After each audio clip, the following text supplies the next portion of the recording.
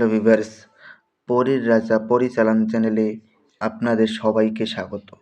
তো থাম্বনেলে আপনারা দেখতেই পেরেছেন যে দৌলত পরী সাধনা করার সহজ উপায়। তো এটা শুধুমাত্র 21 বার মন্ত্র পড়ে আপনারা দৌলত পরী হাজির করতে পারবেন। এটা খুব সহজ এবং সরল উপায়ে আপনারা এই সাধনাটা সম্পন্ন করতে পারবেন এবং এই পরী আপনাকে বেসাত ধন দৌলত এনে দেবে। আমি আপনাদেরকে একটা রিকোয়েস্ট করব, অনেক ভাই বোনেরা রয়েছেন যে আপনারা আমাকে এই হোয়াটসঅ্যাপে যোগাযোগ করেছেন বা যোগাযোগ করে বলছেন যে আগে টাকা দিবেন না।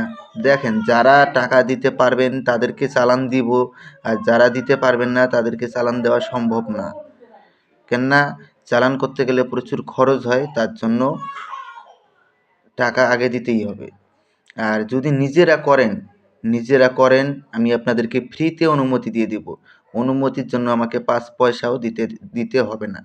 আর যদি চালান করে নিতে চান, স্ক্রিনে দেওয়া নাম্বারে আপনারা আমার সঙ্গে যোগাযোগ করে নেবেন। তো আর বেশি কথা বাড়াবো না। অনুমতি আপনারা চাইলেই কমেন্টে অনুমতি চাইলেই, যদি আমি আপনাদেরকে রিপ্লাই দিতে নাও পারি, তাও আপনারা জানবেন যে আপনারা অনুমতি পেয়ে গেছেন। তো এই পরিসাধনা করতে গেলে আপনাদেরকে শুধুমাত্র একটা তসবির মালা আর একটা গোলাপ ফুলের মালার প্রয়োজন হবে। এই দুটো জিনিস আপনারা সংগ্রহ করে নিয়ে যে কোনো শুক্রবার দিন আপনাদেরকে এই সাধনাটা করতে হবে। শুক্রবার রাত ঠিক 11টার সময় নিজের কোনো একান্ত ঘরে বসে নামাজের ভঙ্গিতে বসে আপনাদেরকে এই সাধনাটা করতে হবে। তো তার আগে আমি আপনাদেরকে আরও একটা কথা বলে দিচ্ছি, এটা করার পূর্বে আপনারা আমার কাছ থেকে অনুমতি অবশ্যই নিয়ে নেবেন। অনুমতি ব্যতীত কিন্তু আপনাদের কাজ কিছুতেই সফল হবে না। তো আশা করি আপনারা বুঝতে পেরেছেন। তো আর বেশি কথা বাড়াবো না, মূল কথায় ফিরে আসি।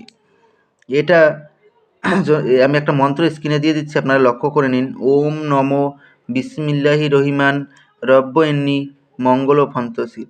এটাকে 317 বার জপ করে সিদ্ধি করে নেবেন। সিদ্ধি করে নেওয়ার পরে শুক্রবার ঠিক রাত ঠিক 11টার সময় পশ্চিম মুখ হয়ে এই মন্ত্রটাকে 21 বার জপ করবেন।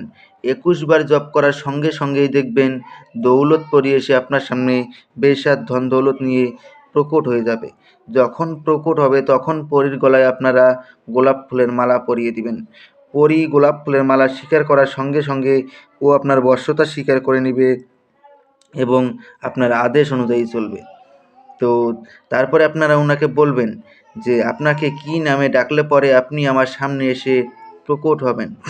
উনি আপনাকে একটা নাম বলে দেবে, ওই নাম ধরে আপনি যখনই ডাকবেন তখনই সে আপনার সামনে এসে প্রকট হবে। তো আশা করি বুঝতে পেরেছেন। তো ধন্যবাদ, আবারও দেখা হবে পরবর্তী ভিডিওতে।